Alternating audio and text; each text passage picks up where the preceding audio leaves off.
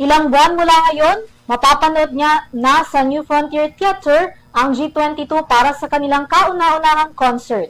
Kung kailan magaganap yan, alamin sa report ni Sam Martos.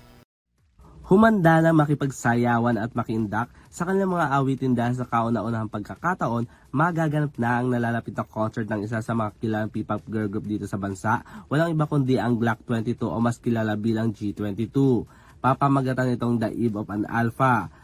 Sa kanilang social media post, ibinahagi na nila ang poster ng kanilang nalalapit na pagtatanghal sa big stage. Kabilang na din dito kung magkano ang kanilang ticket.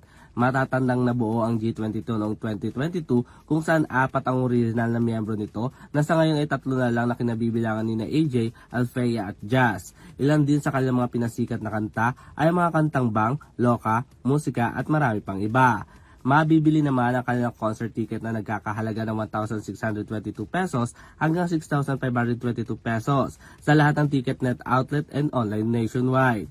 Samantala magaganap naman ang The Eve of an Alpha the first concert sa darating na July 12 sa ganap na alas 7 ng gabi sa New Frontier Theater sa Quezon City. Para sa Your TV Showbiz Balita, ako si Sam Martos, sumasaludo sa bawat Pilipino.